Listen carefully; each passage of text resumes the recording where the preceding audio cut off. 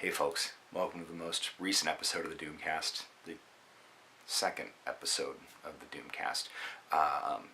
This is our first review, the review of Captain America Civil War. It was a great film. The Russo brothers directed another great movie, probably the best of the Captain America series.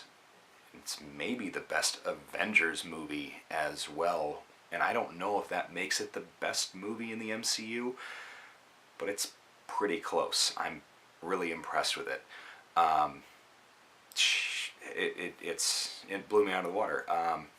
The action sequences are really great. There's a little bit of shaky cam, but overall they're really great. They're incredibly well choreographed.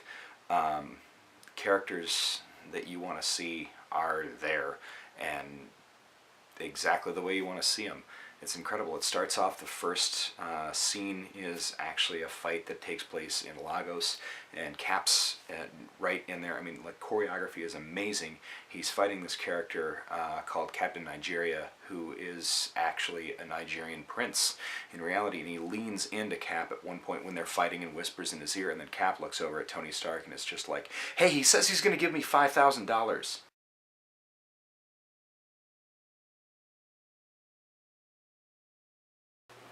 But seriously, one of the most incredible things about this film is the representation of people of color on screen, especially the number of established black characters in the Marvel Universe that are in this film.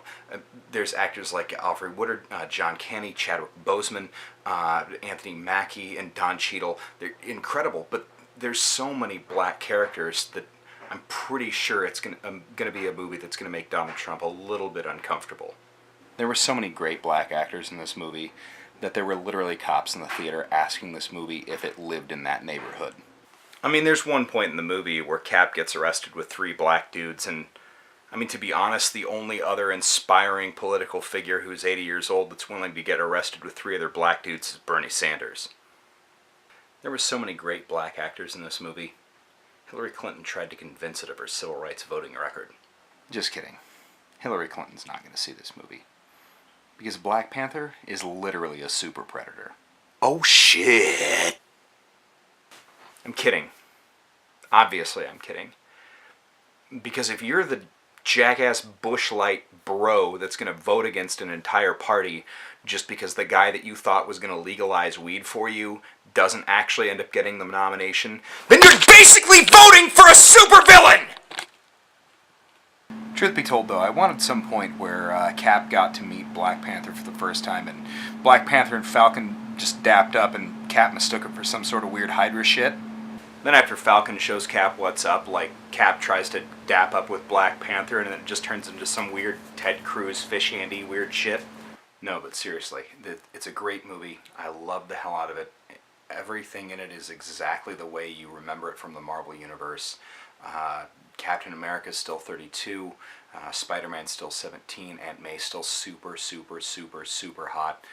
It's great. It's a great movie. It's fantastic, and it's a great experience no matter where you see it. I saw it inside of a theater that's in a mall next to a food court, which sounds like a place that you send food that's committed horrible crimes to go and suffer and die. In any case, it's fantastic. You should go see Captain America Civil War.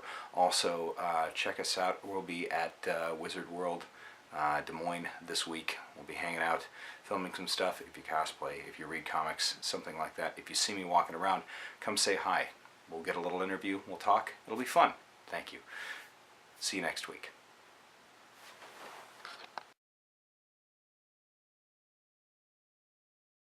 Anyway, this week, make sure you pick up the second issue of Black Panther. This is the first. I'm sure the second's going to be fantastic. It's being written by Ta-Nehisi Coates, who's a leader in civil rights in this country and an incredible political philosopher, as well as a fantastic American and a huge Marvel fan who's getting to write a Marvel book for the first time.